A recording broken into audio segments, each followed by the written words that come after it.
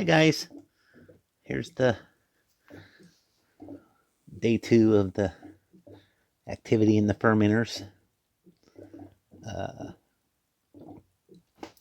have 2 corn mashes going and 2 rice mashes going, so 20 gallons. Let's see, some other things I was thinking about I should have kind of mentioned. If y'all watched yesterday's video on mashing, you can do it with all grain. Like you can get 6-row barley, and that has enough leftover amylase enzyme naturally in it to convert the grain, and you don't even have to add sugar. You could mix things, like you could put rye in it and oatmeal, or mix corn and rice, or all four. There's just, you could make it as complicated or as simple as you like. And the Uncle Jesse's simple sour mash method, I kind of misspoke that a little bit. The true method would be to put grain, just straight grain, no mashing, sugar and water and yeast, obviously, and ferment that. But when you do that, your first generation is basically a sugar wash, which is you can just ferment sugar and water and yeast, but it doesn't taste very well. And you can over sugar your mash, in it, that sugary flavor comes out. I that's the wrong way to say it. It's hard to tell you, to describe a flavor like that. There's just a reason why people don't use straight sugar to just ferment and make alcohol. It just doesn't have a very good taste. And if you put too much sugar into your mash, it changes the flavor and makes it more undesirable, I guess is a good way to put it. So you got to kind of find a balance to what you think makes a good flavored whiskey with a grain, or you can just use all grain in the amylase and convert all those sugars. But the only problem with doing it like that is you get a lot less yield. You'll be lucky to get an 8% alcohol by volume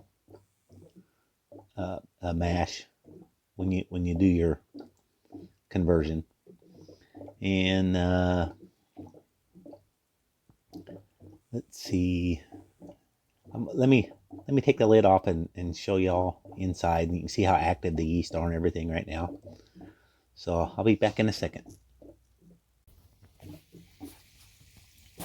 Okay, that one's all opened up. That's what it looks like inside. I'll show you something kind of neat. Here's put a little bit of sugar in there. I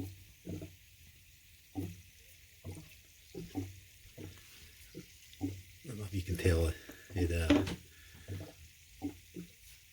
foams all up a bunch once you drop sugar in it. But that's yeast attacking it. What happens is the yeast eat the sugar, and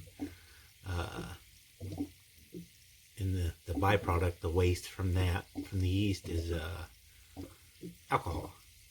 And also it's methyl, ethyl, and acetone. And you get different amounts. Ethyl is the good stuff, and methyl is not. That's the kind you don't want to drink. And depending on what you use, you get more or less methyl alcohol out of it. Like fruit, you get a much higher amount of methyl than you would the grain, and just straight sugar, you get hardly none. So that's kind of why it's easier to get a hangover from beer or wine, because the wine, especially because there's more methyl alcohol present, and the reason why it's an issue when you distill, because it's just such a small amount, but when you distill it and concentrate it, it obviously becomes a bigger issue. And what I think is one of the neat things, like I was saying, how it'll ferment more of the sugars as the generations go, because the yeast mutate. The yeast doesn't really die, it goes dormant. It's basically, we have a big old yeast orgy going on here. It's multiplying and multiplying and having a good old yeasty time in there. And it pollutes its environment so much that it has to go dormant or die. So it just, at one point it stops. And as each generation of yeast happens, it mutates and becomes a little more resistant to the environment that it's in, so it can resist more of that pollution. So that's just a neat little thing, I think. And let's see, I guess that's a good point to wrap it up. I'm gonna get some coffee and eat some breakfast and get on with my day. And if anyone has any questions, feel free to ask. Totally like to talk about this kind of stuff, or my email is in the about section of my channel if you want to get started or anything like that. And with that, I will say please like and subscribe if you haven't already. And everyone have a good day. Bye.